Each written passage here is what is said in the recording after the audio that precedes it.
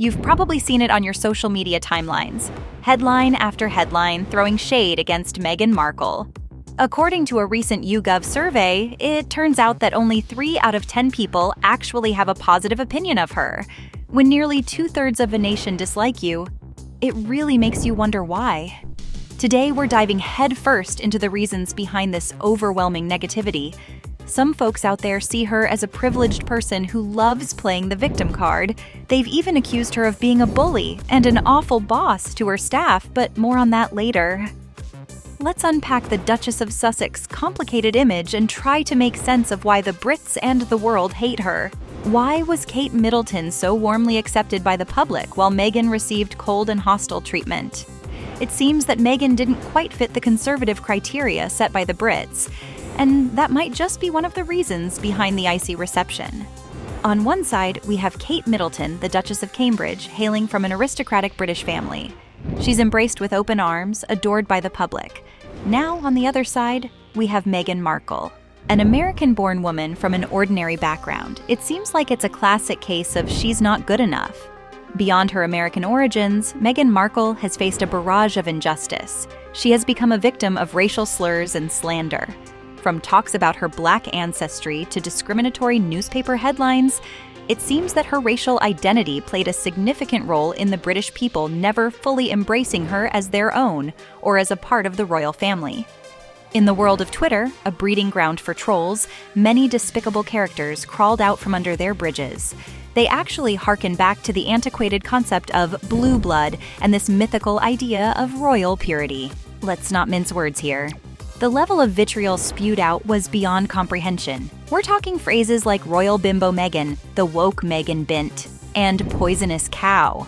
She was also described as a calculating bitch, a manipulative bitch, and a pompous, classless bitch. We all know Meghan Markle as the woman who captured the world's attention. But before her royal journey began, she had already made her mark in the acting world. While many celebrated her achievements prior to joining the royal family, some British conservatives weren't as keen on her roles, particularly her stint in the TV series Suits. She even spent time on the US television series Deal or No Deal, but she said this left her feeling objectified, reduced to the unfortunate bimbo stereotype. Meghan does have a knack for taking center stage and dominating the conversation during interviews. She knows how to command attention and make her voice heard. But is that really a bad thing? Royal commentator Celia Otness, professor emeritus of business administration at the University of Illinois, claimed that Meghan talked more than her guest in the long-awaited podcast. However, things took a twist when reports emerged from within the royal household. According to a juicy scoop from The Times, staff members claimed that Markle had a reputation for being a bit of a bully. Leaked emails penned by Jason Knauf, a former Kensington Palace communications secretary, suggested that her behavior was, well, let's say, totally unacceptable. Meghan's camp isn't taking these allegations lightly. Spokespeople for the Duchess came out swinging, claiming that these bullying accusations were nothing more than a well-orchestrated smear campaign. Now, let's dive into one of the allegations against Meghan Markle, which questions the accuracy of her public statements. It seems that some have accused her of exaggeration, misleading remarks, and even straying from the realm of facts. Let's zoom in on one such example. Meghan claimed that a Lion King cast member from South Africa told her that the reaction to her royal wedding was akin to people celebrating in the streets when Nelson Mandela was freed from prison. But here's where things get a bit sticky. Turns out the only cast member of South African nationality denied ever meeting Markle. Confusion filled the air. So who could Meghan have been referring to? Well, it's possible she was actually talking about the South African composer Lebohang Moraik, known as Lebo M. They did cross paths at the movie's London premiere in 2019. But even Lebo M himself denied uttering the words that Meghan attributed to him. In fact, he even added a sprinkle of humor, saying, "I cannot even tell you now what month she married or what year." Ouch. Let's rewind to January 2020. Prince Harry and Meghan Markle, the dynamic duo, jointly announced their departure from the royal family. They made a bold decision, relinquishing all their royal duties and privileges in pursuit of something else: financial independence. In a statement shared on their Instagram, the couple made it clear that their intention was not to abandon ship entirely. They expressed their commitment to continue supporting Her Majesty the Queen, while venturing down a different path. Now, you might assume that the public would dive deep into understanding the reasons that led them to make such a significant decision.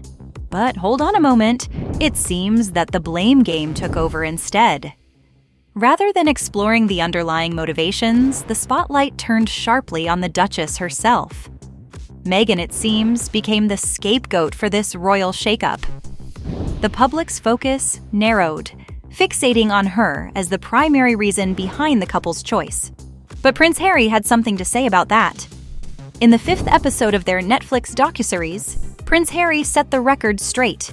He revealed that it was his decision to make this bold move, not Meghan's, despite the tabloids labeling it as Megxit. He eloquently challenged the predictability of blaming a woman for choices made by a couple. "She never asked to leave," Harry asserted. "I was the one that had to see it for myself." And there you have it, the intriguing tale of Meghan Markle and the enigmatic relationship that unfolded between her, the British public, and the world. The reasons behind the public's growing discontent are far from simple. But what do you think? Leave your thoughts in the comments section below. When Meghan Markle and Prince Harry's love story began, the world couldn't help but take notice. As their royal wedding drew near, Meghan's family members found themselves in the limelight too. The Markle family drama unfolded like a riveting reality show for everyone to see. Now, while Prince Harry's better half remains estranged from her father and half-siblings, they aren't the only ones feeling ghosted by her. So who else claims Meghan left them in the dust after meeting her prince? Let's dive in and find out. Picture this: Gina Nelthorpe-Cowan, Meghan's trusty agent and close pal, before Prince Charming entered the scene. She was not only handling Meghan's professional affairs, but also among the first to get the inside scoop on her royal romance with Harry. But when Gina attempted to gently warn Meghan about the whirlwind of change heading her way, the future Duchess decided it was time to part ways. Gina shared with the Daily Mail, "We were lunching on the Strand in London, and I could see things were heating up with Harry. I cautioned her about the drastic shift in privacy and her regular life, but she chose to shrug off my concerns, focusing on the joy ahead instead." Meghan bid adieu to her working relationship with Gina just a week before announcing her engagement to Prince Harry, and the two haven't been in touch since. Next up, talk show host Piers Morgan, who claims to be another ghosting victim of the Duchess of Sussex. Here's the backstory. In 2016, Morgan followed Meghan on Twitter, and she promptly sent him a thank you message. Soon, they started chatting frequently, and when Meghan visited London, they decided to meet in person. Picture them at Morgan's favorite pub, engaged in hours of lively conversation over beers and dirty martinis. As the night came to an end, Meghan expressed her delight, saying she'd love to catch up again before hopping into a cab. But once Meghan started dating Harry, Piers never heard from her again. He shared with The Late Late Show's host Ryan Tubridy that Meghan ghosted him, admitting his distaste for such behavior, calling it kind of rude. Enter Lizzie Cundy, a British TV personality and commentator who befriended Meghan 3 years before Prince Harry entered the picture. The two first connected at a charity event, sitting side by side. Even though Lizzie had never seen Suits and didn't know who Meghan was, they struck up a great conversation. Meghan expressed her interest in dating an Englishman. Both women had experienced breakups and bonded over their shared past. Lizzie recalled Meghan's desire for kids and her openness to an English partner. When news broke that Meghan was dating Prince Harry, Lizzie excitedly texted her, exclaiming, "What a catch!" Meghan agreed, replying, "Yeah, I know." But as Meghan and Harry's relationship grew serious, Lizzie noticed a shift. Once the engagement was announced, their friendship faded. Lizzie revealed that Meghan ghosted her, with their communication channels vanishing as quickly as Meghan's Twitter presence. And just like that, their connection was lost. TV presenter Nick Eade, another former friend of Meghan's, echoed Lizzie Cundy's sentiments, saying Meghan had her sights set on an English guy. Meghan was a blast to be around, Nick shared, and it was clear that she was looking for an Englishman to be her partner. The two became friends in 2013 when Nick was working with Eva Longoria on charity projects. He invited Meghan to host the Global Gift Gala, a major charity event, and they developed a strong, fun-filled friendship over the years. But just like the others, Nick's friendship with Meghan came to a sudden halt once she and Harry started dating. It seemed as if Meghan's connections with her former pals were left behind in her new royal life.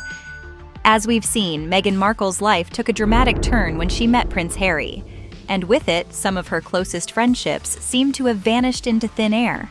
From agents to TV personalities, it appears that Meghan's past connections were left behind as she embarked on her new royal journey. While some might argue that it's a necessary step when entering the world of royalty, it's still fascinating to see how people who once played significant roles in Meghan's life were seemingly ghosted. The question remains, is this just part of the royal package or a reflection of something deeper within the Duchess?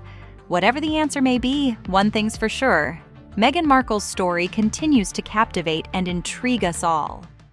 Ready to learn about the biggest royal scandals in recent memory? Prince Charles, the long-awaited heir, has finally claimed his rightful place on the throne as King of Britain. And who better to share this grand coronation ceremony with than his ever-graceful second wife, Camilla? Now, this seems the perfect time to revisit the jaw-dropping scandals that have left both palace insiders and the general public scratching their heads, from his affair to his rumored Cash for Honors charity scheme. Not that long ago, in February 2022, British police launched a no-holds-barred investigation into none other than King Charles III's esteemed charity, the Prince's Trust. So, what were they investigating? It all began when a close aide to the king, the enigmatic Michael Fawcett, allegedly offered a Saudi tycoon a highly coveted knighthood in exchange for a staggering sum of $2 million in donations. According to the Sunday Times, a Saudi businessman, Mahfouz Mari Mubarak bin Mahfouz, found himself caught in the crosshairs of this astonishing plot. Tens of thousands of dollars exchanged hands, landing in the pockets of well-connected fixers who claimed they could secure him an honorary CBE, a prestigious accolade from the esteemed Order of the British Empire. A game of power, money, and influence played out behind closed doors. Of course, every story has two sides. A spokesperson for Charles, when confronted by the Mirror, vehemently denied any knowledge of these alleged improprieties. The Prince of Wales had no knowledge of the alleged offer of honours or British citizenship on the basis of donation to his charities, they declared, defending the honour of the crown. The tale of Charles and Diana, a marriage that captured the world's attention but not for the reasons one might expect. From the very beginning, their relationship has always felt doomed. Take, for instance, their engagement interview. When asked if love was in the air, Charles famously replied with a perplexing, "Whatever in love means." As the years passed, the accusations mounted, and Diana seemed to always get the short end of the stick. She claimed that the royal family downplayed her mental health struggles, leaving her feeling unheard and unsupported. She believed Charles gaslit her, dismissing her suspicions about Camilla as mere paranoia. And to top it off, she felt the sting of Charles' jealousy, punishing her with emotional unavailability despite her soaring popularity. Now, while Diana's bombshell memoir, Diana, Her True Story, hit the shelves in 1992, revealing secret confessions she had shared with biographer Andrew Morton, it was actually Charles who first publicly admitted to infidelity in their marriage. In a candid interview with journalist Jonathan Dimbleby in 1994, Charles confessed to his long-running affair with Camilla. Though he claimed it happened only when the marriage was irretrievably broken down, it would take another 2 years before Charles and Diana's union would finally dissolve, paving the way for a new chapter in the prince's life. In 2005, he would marry the love of his life, Camilla, solidifying their bond. A tale of love, heartache, and second chances, fit for a royal romance novel. If there's a scandal that immediately springs to mind when it comes to Prince Charles, it's undoubtedly this juicy tale. Perhaps you caught a glimpse of it dramatized on the last season of The Crown. Tampon Gate or Camilla Gate is a steamy 6-minute conversation in which Prince Charles revealed his desire to be reincarnated as a tampon, so he could live inside Camilla's pants. It was recorded by a cunning radio hobbyist who picked up the conversation using a scanner and eventually leaked it to the papers. This steamy exchange was recorded 5 years earlier, when Charles was still very much married to Princess Diana, and Camilla was known as Mrs. Andrew Parker Bowles. As you can imagine, this scandal was tabloid catnip, a heady cocktail of royal infidelity and quirky sexual peccadillo caught on tape. And what did we learn from this saucy conversation? Not only were Charles and Camilla romantically involved while they were still both married, but it was clear that their social circle was in on the game, aiding and abetting their clandestine romance. Prince Charles is a man of passions and convictions, but there have been instances when his advocacy for certain causes brought upon him a wave of ridicule, first on the list: organic food and sustainable farming practices. Charles championed these long before they became buzzwords in mainstream conversations, and here's a quirky twist. He even converted his Aston Martin, yes, that iconic luxury vehicle, to run on bioethanol made from cheese. Now let's venture into the realm of alternative remedies. Charles, ever the curious soul, has explored various paths outside the traditional realms of medicine: homeopathy, reflexology, iridology, you name it, he tried it. However, his passion for these unconventional approaches drew criticism from the scientific community, who labeled them as pseudoscience. They questioned the efficacy and validity of practices such as Gerson therapy, which claimed to treat cancer with fruit juice and coffee enemas. Interestingly enough, one of Charles's requests to former Prime Minister Tony Blair in those intriguing Black Spider memos was to make homeopathic medicines more readily available in the UK. In 2019, Charles even became the patron of a professional body for homeopathy. But not everyone was on board with his choices. Some organizations that campaigned against alternative medicine saw this as obscene and anti-science. Stick around, Story Reels fans. Our next story is coming up right now. There's a new royal buzzword that's taken social media by storm recently: King Charles's sausage fingers. No, it's not about some delicious sausage roll named after the newly crowned King Charles III, but rather an endearing term to describe his slightly rounded fingers, and trust me, this topic isn't just sizzling, it's roasting. Let's go back a bit to the year 2012, when the then Prince Charles humorously referred to his own sausage fingers. Fast forward to today, and King Charles's hands have drawn more eyes than ever. The reason behind the attention? Well, it's not a culinary trend, but rather an unusual physical trait: King Charles's fingers, which have a somewhat puffy, sausage-like appearance. Even though the phrase sausage fingers isn't exactly medical terminology, in this context it does point to a more official term: dactylitis. Fancy sounding, right? It's a blend of the Greek words dactylos, meaning finger, and itis, representing inflammation. In simple terms, dactylitis describes a condition where fingers can swell up to resemble, you guessed it, sausages. Now that we've given you a taste of the medical side of things, let's talk about the coronation of Charles III. After the passing of his beloved mother, Queen Elizabeth II, Charles formally took his place as the monarch of the United Kingdom and the Commonwealth realms. And just as you'd expect, this significant event brought together dignitaries from across the globe, all eager to witness the solemn rituals and Charles's crowning moment. And amidst all the royal pomp and ceremony, the world couldn't help but notice King Charles III's distinctively swollen fingers. But before we jump to conclusions, let's hear from a professional.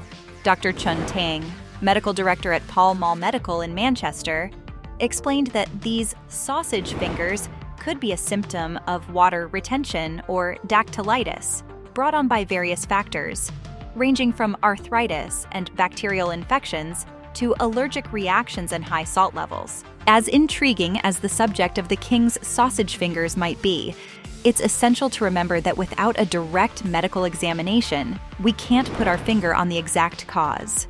But hey, who are we kidding? It's not like the royal family is fretting about insurance coverage. In the meantime, the world seems to be having a real banger of a time with King Charles's fingers, turning social media into a delightful sausage fest. Remember, folks, amidst the speculation and humor, our primary intention is to inform, not to poke fun. As we say farewell for now, remember a king's hand may be worth observing, but it's his actions that truly matter. Stay tuned for more exciting topics. Stick around, Story Reels fans. Our next story is coming up right now.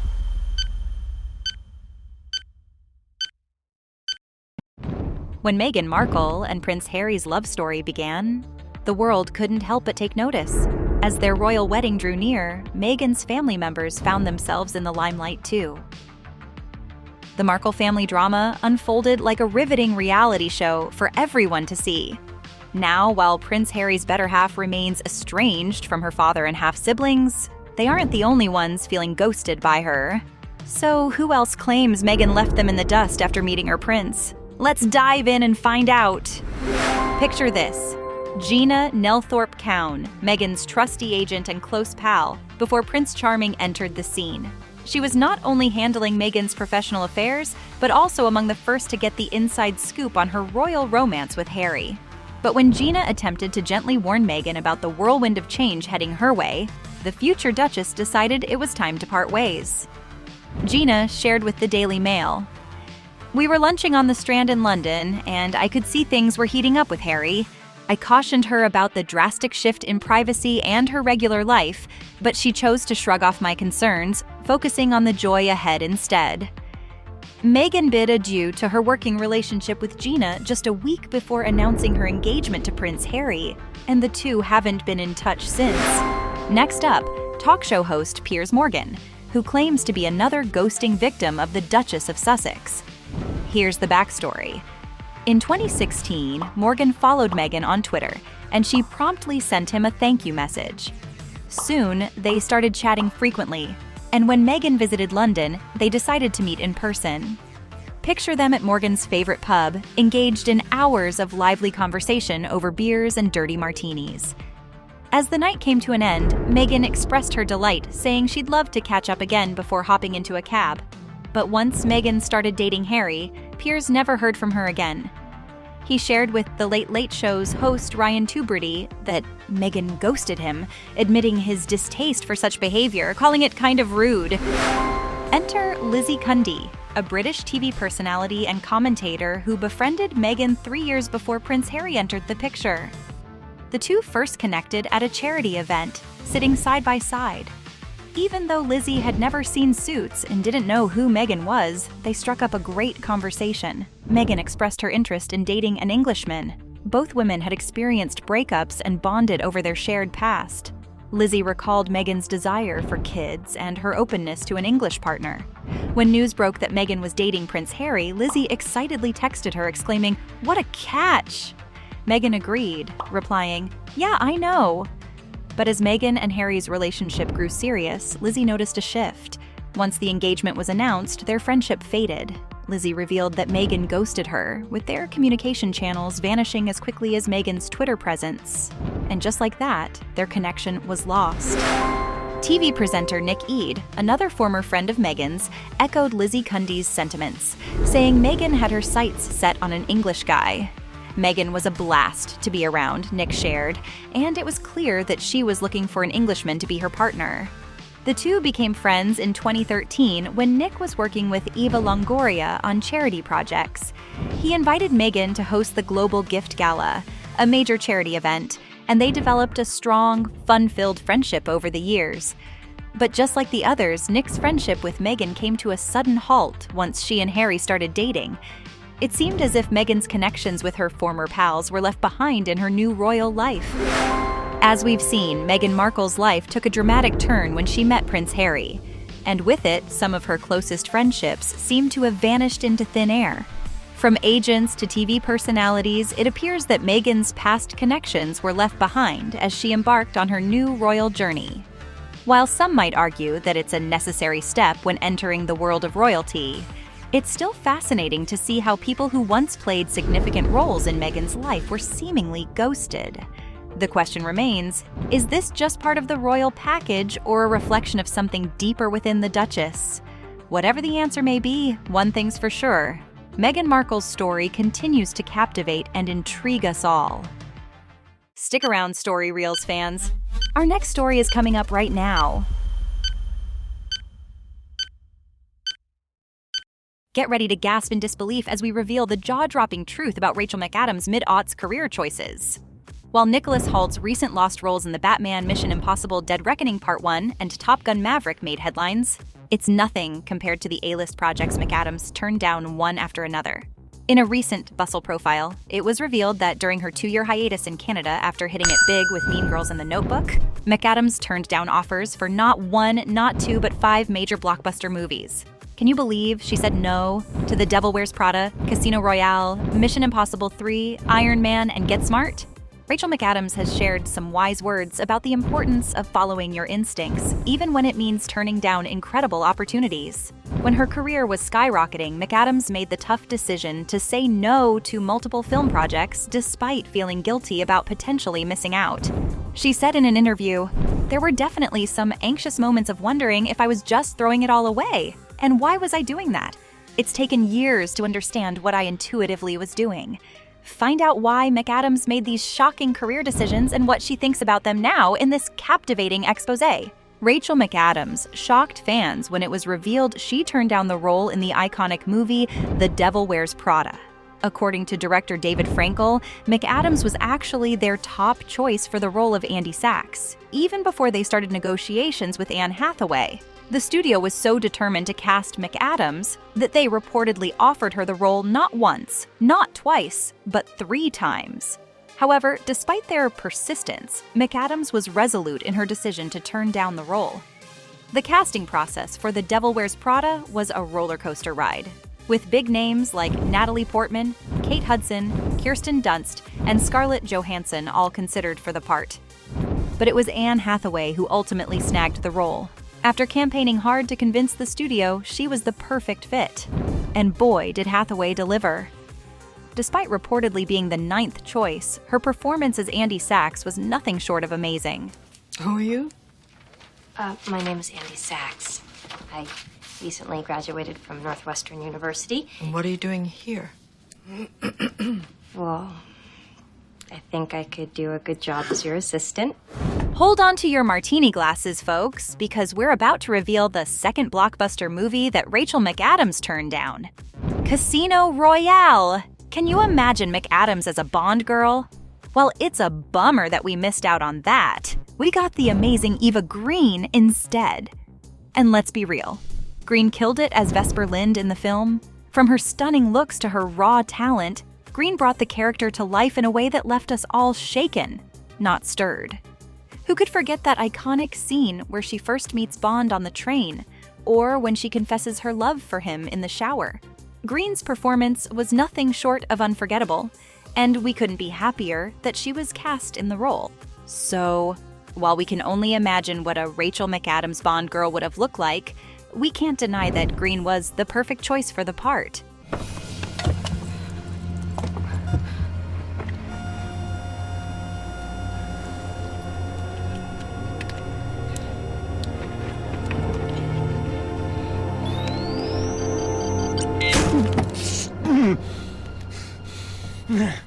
In what could have been a major career move for the actress, McAdams opted out of the action-packed Mission Impossible franchise.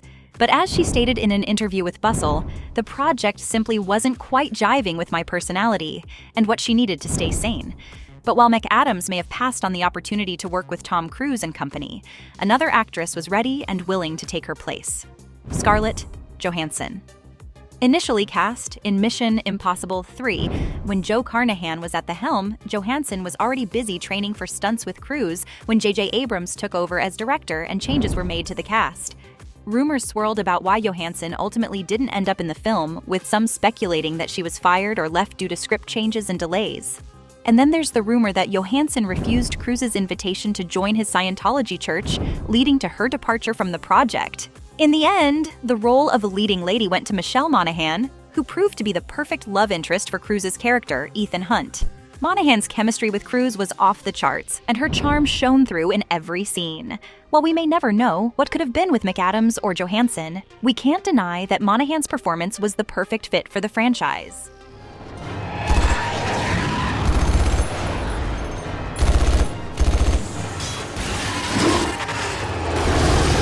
Did you know that the Hollywood darling once turned down the chance to star in Iron Man? That's right, McAdams revealed to Bustle that she was offered the role of Pepper Potts but ultimately turned it down to focus on her personal life and family. While we can't imagine anyone else playing the role besides Gwyneth Paltrow, it's intriguing to think about what McAdams' portrayal of the beloved character would have been like.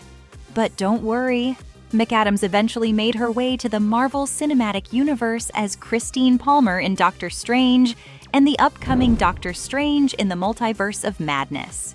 And let's be real, McAdams' incredible talent and undeniable charm make her a welcome addition to any blockbuster franchise, even if it was a little later than we all would have liked. In 3, 2, 1.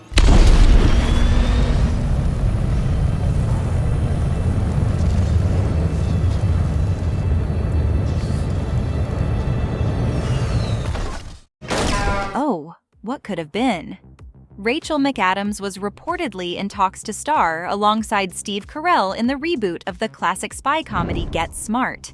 The talented actress could have stepped into Anne Hathaway's shoes as Agent 99, Carell's witty and capable partner in espionage. While we can only imagine how awesome it would have been to see McAdams and Carell team up, Hathaway definitely held her own in the role, delivering an unforgettable performance. Despite missing out on the opportunity to star in Get Smart, McAdams' impressive resume speaks for itself.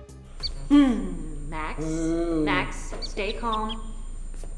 Max, keep it together. Max. Even though it must have been hard to resist the allure of all that fame and fortune, McAdams knew deep down that those films just weren't a good fit for her. And with classics like Mean Girls and The Notebook under her belt, who can blame her for sticking to her guns? Despite the success of those missed opportunities, McAdams has no regrets and recognizes that the right actors were ultimately cast in those roles. It's all good, and she's got plenty of exciting projects on the horizon, like her upcoming film, Are You There, God? It's Me, Margaret, hitting theaters soon.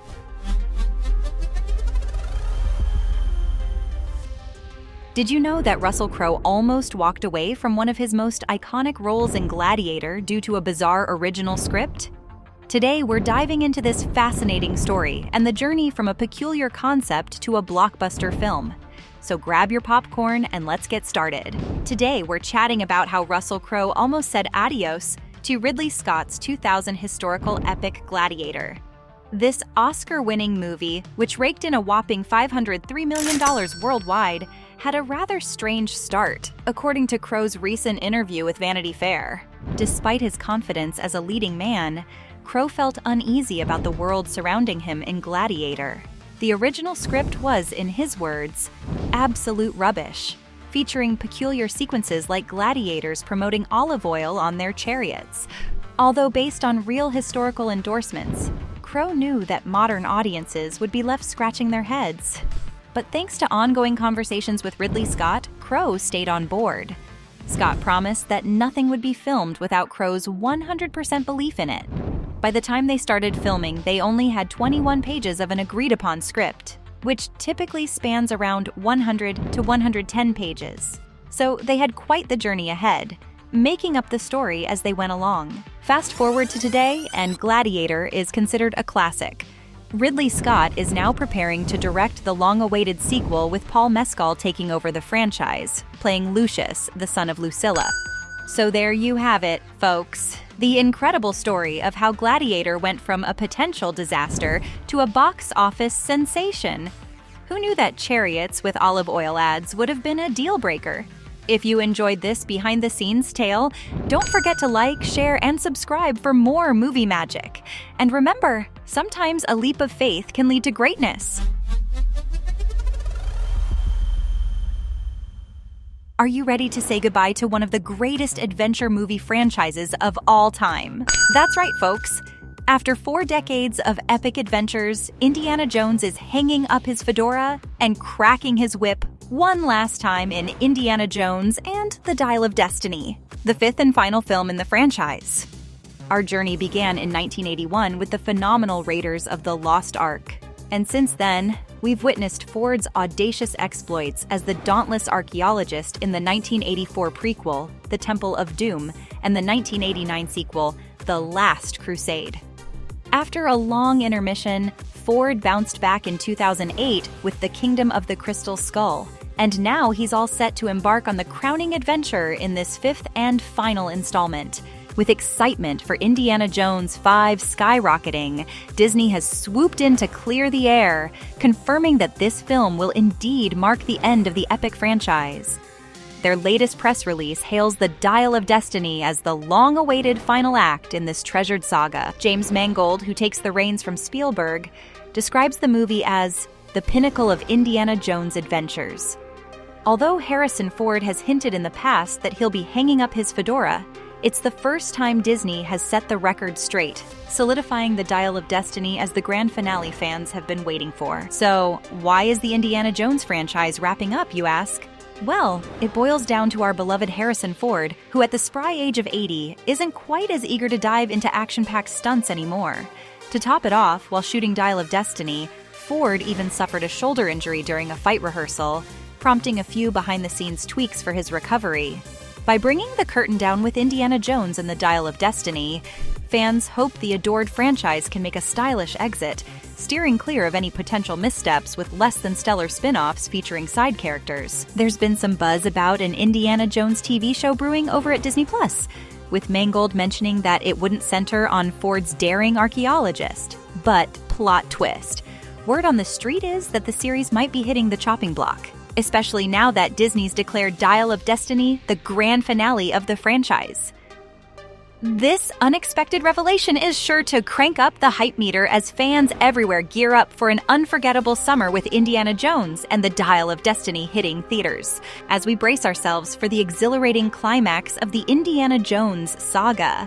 It's the perfect time to venture into the realm of fan theories and predictions for Indiana Jones and the Dial of Destiny. From riveting plot speculations to nods to past films, and even some surprising character evolutions, there's no shortage of thrilling ideas about what lies in store for our favorite fedora-clad hero. So what do you think? Will there be unexpected twists or familiar faces making a comeback? Share your thoughts, theories, and predictions in the comments below, and let's embark on this final adventure together as we uncover the secrets of the Dial of Destiny. The spellbinding allure of a movie frequently hinges on the chemistry between its characters, and Grease perfectly embodies this. The legendary pairing of John Travolta and Olivia Newton-John infused the film with their irresistible magnetism. Intriguingly, their on-screen romance reflected a simmering tension beneath the surface, leading, as Newton-John disclosed, to an authentic mutual attraction. Heartbreakingly, the world lost Olivia Newton-John on August 8, 2022, when she was 73. Back when Grease was filmed, she was only 28 and nearly skipped out on the role. Imagine, it could have been Carrie Fisher or Marie Osmond. But fate had other plans. Newton-John stepped up, and she and Travolta even locked lips in a surprise, unscripted moment, though the scene never made it to the final cut. With chemistry so effortless and electric, it's no wonder audiences speculated about the true nature of Travolta and Newton-John's relationship. Both stars openly acknowledged their connection. In her autobiography, Don't Stop Believin', Newton-John admitted, "Yes, we really liked each other and there was an attraction." Travolta also confirmed their mutual feelings. When asked point-blank about the sexual tension between them, he candidly replied, "I think you saw that in You're the One That I Want.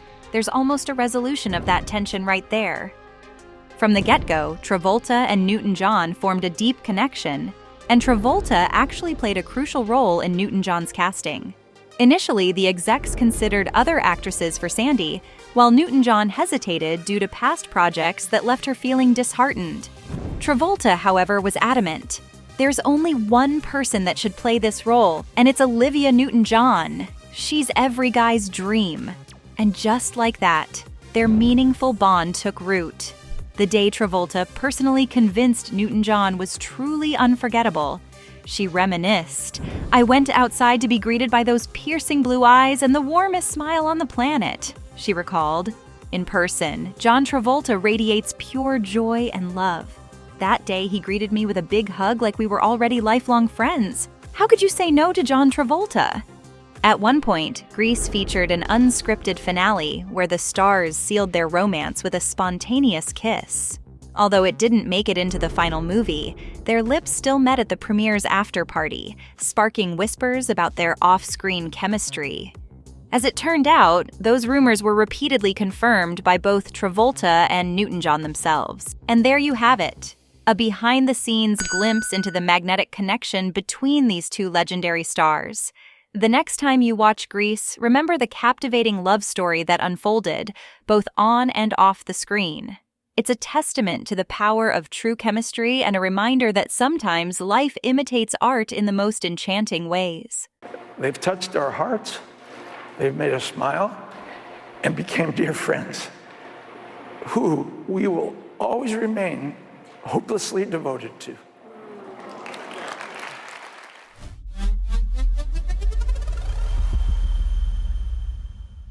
Imagine being offered a role in the sequel of the highest-grossing movie ever and saying, "No thanks." Well, that's precisely what Michelle Rodriguez did. In the 2009 sci-fi sensation Avatar, Michelle Rodriguez first graced the screen as Trudy Chacon. As a combat pilot working for the Avatar program, Trudy's heart was with the Na'vi people. So much so that she gave her life in a heroic battle, ensuring the Na'vi could triumph against the not-so-nice humans attempting to seize control of Pandora.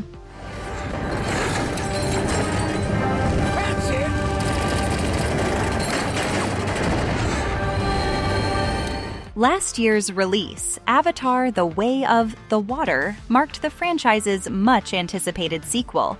Interestingly, it featured the return of Miles Quaritch, played by Stephen Lang, despite his character's untimely demise in the first film. When Michelle Rodriguez caught up with Jim Cameron, he entertained the idea of her making a comeback too.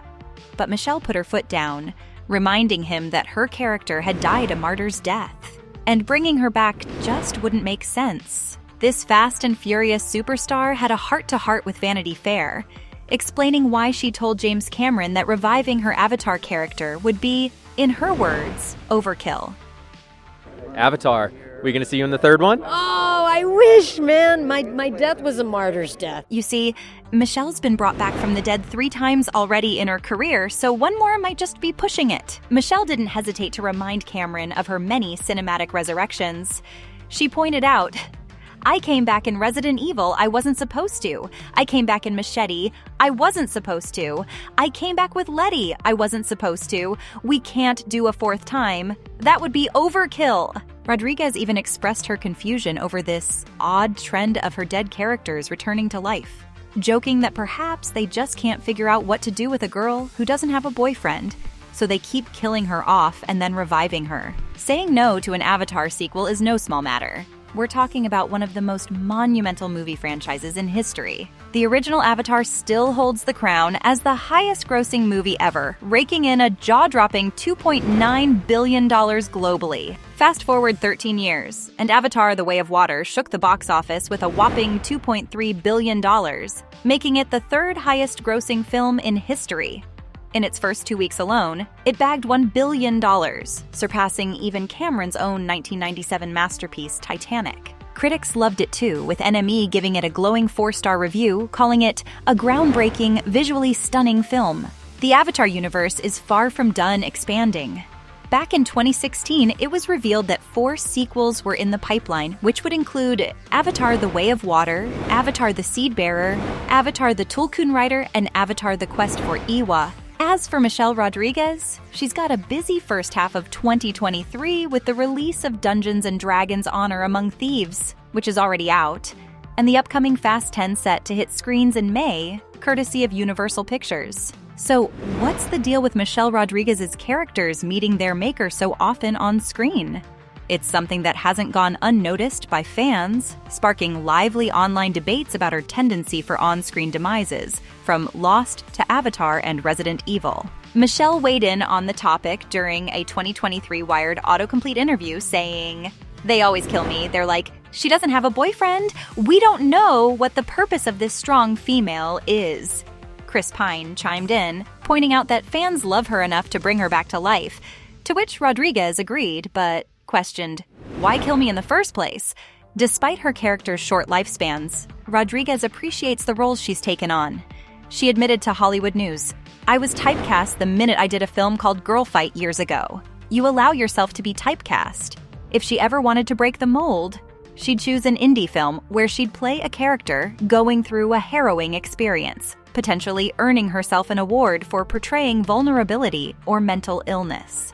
Despite this intriguing pattern in Rodriguez's career, where her characters are repeatedly killed off and brought back to life, there's no denying that Michelle Rodriguez has carved out a unique niche for herself in the film industry, consistently captivating audiences with her strong, memorable characters.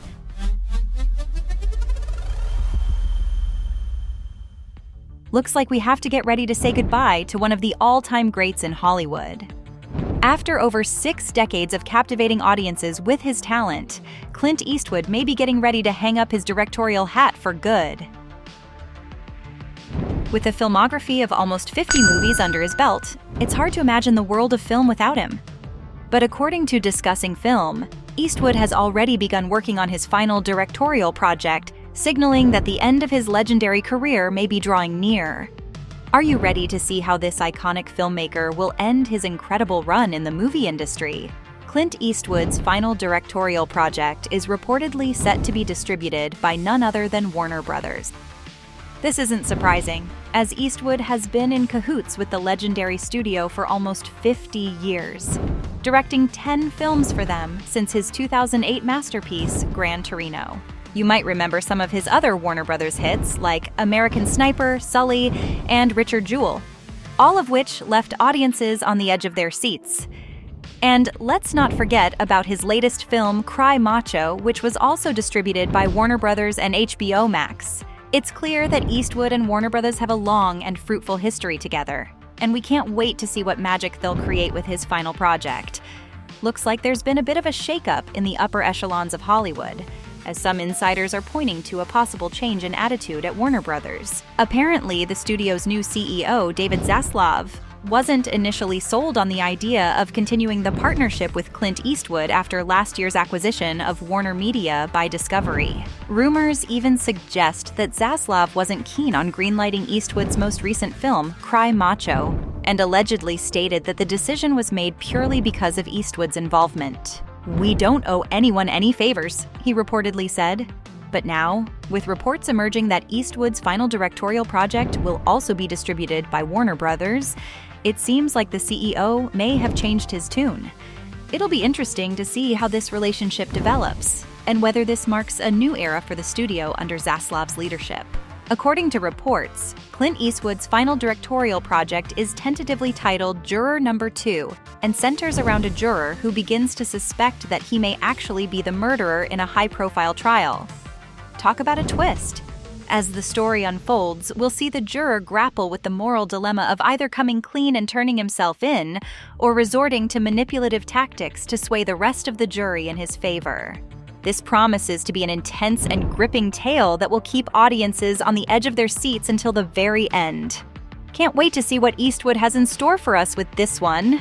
It also looks like Clint Eastwood is keeping us guessing when it comes to his retirement plans. While reports are swirling about his upcoming thriller, the legendary filmmaker himself hasn't made any public statements about stepping down from the director's chair. That said, at 93 years old, with over 50 years of directing under his belt and 4 Academy Awards to his name, it's certainly understandable that he may be considering retirement soon. But let's focus on the exciting news at hand. Eastwood has expressed interest in writing and directing Juror Number 2, which promises to be a captivating and suspenseful film. And we've even heard whispers that he might be looking to cast a young Hollywood star in the lead role, adding a fresh perspective to his signature filmmaking style. Whether or not this marks the end of an era for Eastwood, one thing is for sure. We can't wait to see what he has in store for us with Juror Number 2. Did you know that Clint Eastwood's upcoming thriller, Juror Number 2, is set to be his 40th film as a director? This milestone adds yet another impressive accomplishment to his already illustrious career as both a director and actor. But it's not just the sheer quantity of his work that's impressive.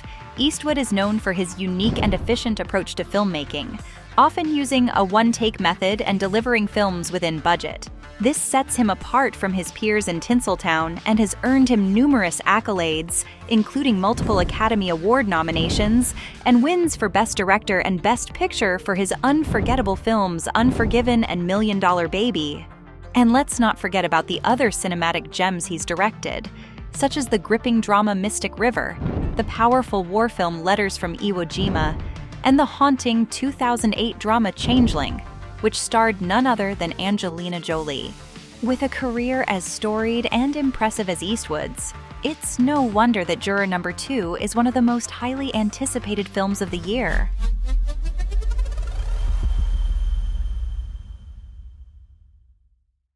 This is Story Reels. Subscribe to our channel for the very best in entertainment.